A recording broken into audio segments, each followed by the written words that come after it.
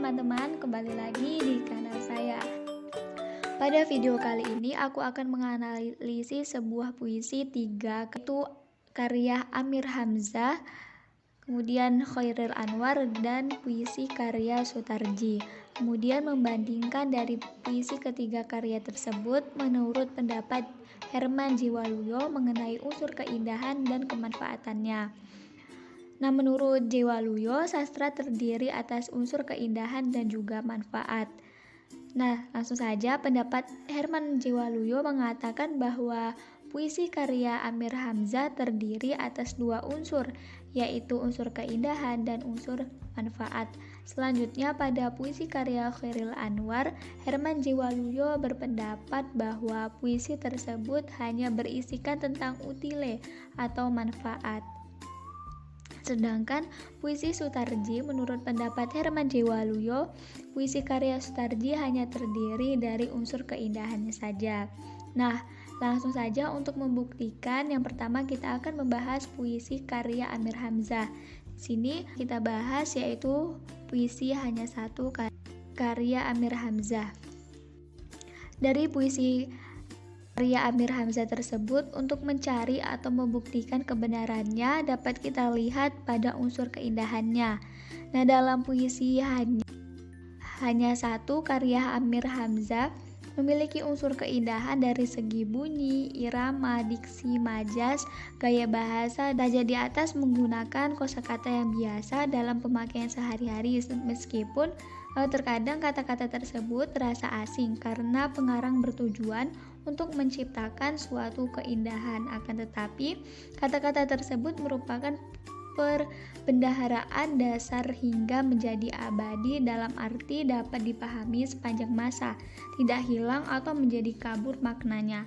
Kata-kata seperti lintang kukang, terikah, riuh, kemudian jemala, jurita, kemudian jauh hari, ripuh, rampak, dan Tursina atau sebuah bukit yang berada pada dataran Mesir.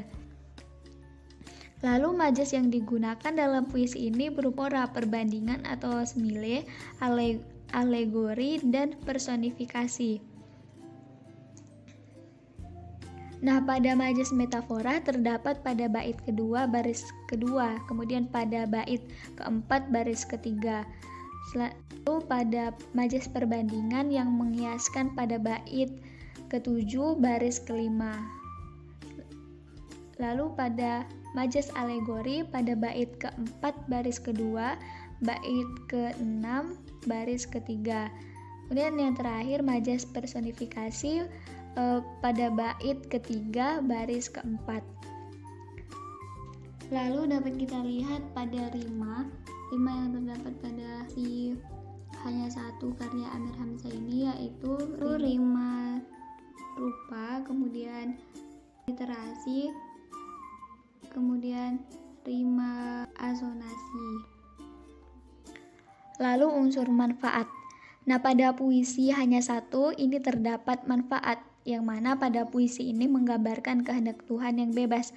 Nah, kebebasan ini tak nampak ketika Tuhan sendiri menurunkan hujan dan mendatangkan sebuah bencana, walaupun Tuhan tahu bahwa bencana itu menyiksa manusia, tetapi Ia anugerahi juga sebagai pemusnahan tingkah laku dan pribadi manusia sendiri yang telah membangun sebuah hidup di luar kontrol peringatan Tuhan. Nah, sebagai manusia biasa, tentunya mereka lari dari bencana untuk dapat meluputkan diri. Manusia boleh berusaha, tetapi kehendak Tuhan lebih mendominasi untuk berusaha menyelamatkan nyawa manusia. Nah, manusia boleh lari, namun pelariannya menemukan titik kulminasi keberakhiran. Yang pertama, diksi yang terdapat pada puisi Berdiri Aku karya Amir Hamzah, yakni kata-kata seperti senyap, mengurai, mengempas, berayun-ayun, dan sayap tergulung identik dengan kesunyian. Kata-kata tersebut membentuk makna kesendirian yang ingin digambarkan pengarang. Nah, kata maha sempurna dalam akhir bait juga merupakan arti konotasi dari Tuhan maha sempurna. Kata mengecap memiliki arti yang ingin dirasakan. Permainan kata yang ditulis memang sebuah misteri untuk menyembunyikan ide pengarang. Kemisteriusan ini ditambah dengan pilihan kata arkaik seperti marak dan leka. Marak itu berarti cahaya, sedangkan leka itu berarti lengah atau lalai. Walaupun kata-kata itu sudah tidak digunakan lagi dalam percakapan sehari-hari, mungkin saja kata-kata tersebut masih ada dalam percakapan sehari-hari sewaktu Amir Hamzah menulis sajaknya. Selain itu, Amir Hamzah juga menulis kata-kata yang merupakan bahasa daerah, yakni alas, yang berasal dari bahasa Jawa yang berarti hutan. Meskipun kata-kata yang digunakan Amir ini tidak dikenal lagi, bagi Amir Hamzah kata-kata itu seperti sangat puitis dan representatif untuk menyampaikan gagasannya.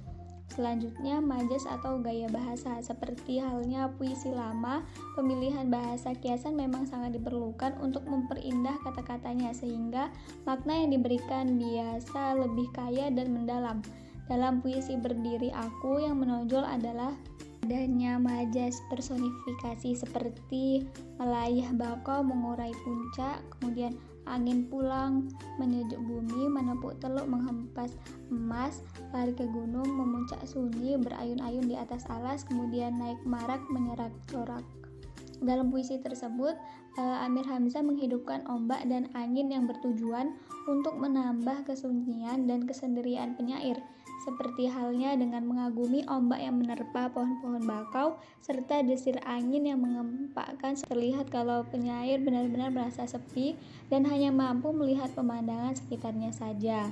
Selain personifikasi yang dominan, ada juga gaya metafora yang terlihat dari kalimat benang raja mencelup ujung dan dalam rupa maha sempurna.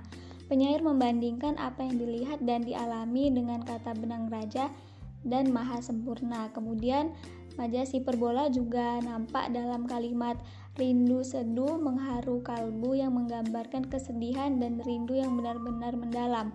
Nah, gaya bahasa yang digunakan membuat makna puisi itu lebih mendalam dan lebih padat. Lalu rima terdapat dalam puisi karya Amir Hamzah ini yaitu rima silang, karena terdapat tiap bait sampai akhir rimanya silang.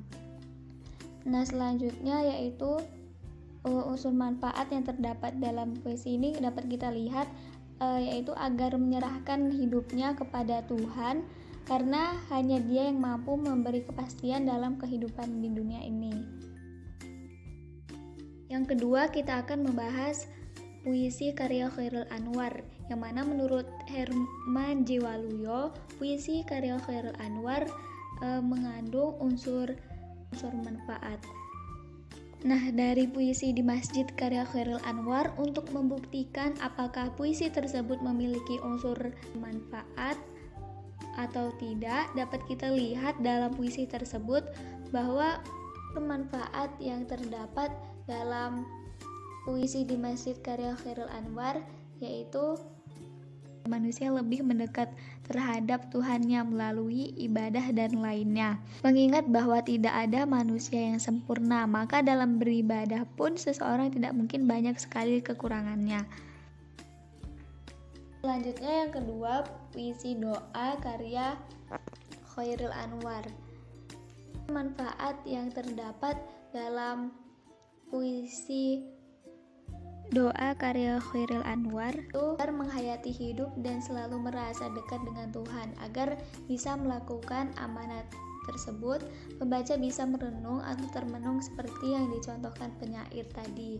Penyair juga mengingatkan pada hakikatnya hidup kita hanyalah sebuah pengembaraan di negeri asing yang suatu saat akan kembali juga. Nah, selanjutnya kita akan membahas mengenai puisi karya Sutarji. Untuk membuktikan apakah puisi Sutarji memiliki unsur keindahan dan dapat kita lihat pada puisi Tapi karya Sutarji Kazum Bahri. Yang pertama, kita lihat pada diksi. Puisi Tapi karya Sutarji Kazum Bahri tersebut menggunakan beberapa gambaran kata seperti gambaran manusia, gambaran kesakitan, dan gambaran usaha. Kemudian lalu pada kata mayat adalah bentuk jasad dari manusia yang telah meninggal dunia. Dalam puisi ini, si aku adalah manusia, jadi mayat ini tentu mayat dari manusia. Sedangkan arwah atau roh atau berupa benda abstrak yang lebih kita kenal sebagai jiwa dari sebuah makhluk yang salah satunya dimiliki oleh makhluk hidup berupa manusia. Kata arwah bisa kita masukkan pada gambaran manusia karena arwah yang tertera dalam puisi adalah arwah yang dibawa oleh si aku. Gambaran kedua yaitu gambaran kesakitan. Nah, gambaran kesakitan yang terdapat dalam puisi ini adalah resah dan duka. Kata resah adalah sebuah perasaan galau atau gelisah yang dialami manusia. Nah, kata resah bisa kita golongkan dalam gambaran kesakitan karena resah itu membuat orang yang mengalami kesusahan melakukan sesuatu karena dibebani oleh perasaan ini. Lalu duka. Nah, kata ini merupakan antonim dari kata suka.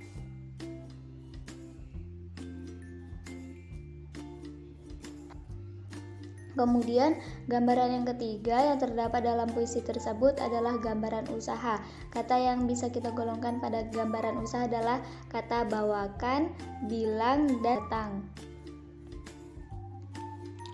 Nah, selanjutnya unsur keindahan pada puisi Tapi karya Sutarji ini dapat kita lihat dalam rima.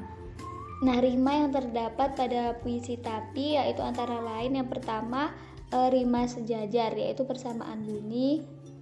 Hal ini terletak pada seluruh baris pada puisi, dapat dilihat pada pengulangan kata aku, bawakan, padamu, tapi, dan bilang.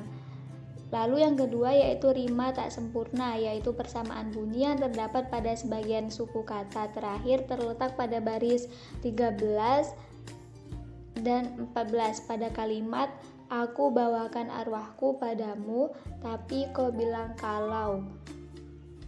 Kemudian yang ketiga yaitu gaya bahasa. Nah, gaya bahasa yang digunakan pada puisi tersebut adalah hiperbola, yaitu gaya bahasa yang melebih-lebihkan seperti pada baris berikut aku bawakan mayatku padamu. Mana mungkin mayat sendiri bisa dibawa ke hadapan Tuhan. Hal tersebut tentu sangat berlebihan. Lalu kita akan membahas mengenai puisi Sepi Saupi karya Sutarji. Rima puisi ini digarap sangat mengesankan oleh Sutarji dengan menggunakan pola rima AA, yaitu di setiap akhir lirik puisi ini diakhiri dengan bunyi I sehingga menimbulkan suasana bunyi yang merdu dan indah. Pada kata sepi saupi. Nah, seperti yang sudah dijelaskan sebelumnya, kata ini merupakan hasil dari penggabungan beberapa kata. Kata tersebut yaitu sepi, pisau, api. Jika kita perhatikan, setiap kata tersebut mengandung vokal I. Gaya bahasa atau majas yang terkandung dalam puisi tersebut yaitu majas hiperbola yang digunakan untuk memperkuat makna penderitaan yang luar biasa. Dengan demikian, dari hasil analisis tersebut dapat disimpulkan bahwa dari ketiga puisi karya Amir Hamzah, Chairil Anwar, dan Kazem Bahri, bahwa pendapat yang dikatakan oleh Herman J. Waluyo, yakni dalam puisi Amir Hamzah terdapat dua unsur, yakni unsur keindahan dan unsur manfaat, benar setelah kita apresiasi puisi hanya satu karya Amir Hamzah yang terdapat unsur bunyi-bunyi yang menciptakan suatu keindahan. Dalam puisi tersebut, benar setelah kita apresiasi puisi hanya satu karya Amir Hamzah terdapat unsur bunyi-bunyi yang menciptakan suatu keindahan, dan dalam puisi tersebut juga terdapat unsur manfaat. Kemudian pada puisi karya Chairil Anwar, pendapat yang dikatakan oleh Herman J. Waluyo benar. Dalam puisi tersebut terdapat unsur manfaat, dan begitu juga dengan puisi karya Sutarji, pendapat yang dikemukakan oleh Herman J. Waluyo benar bahwa terdapat unsur keindahan pada puisi Sutarji. Nah, itu dia pembahasan kita kali ini. Sampai ketemu di video selanjutnya.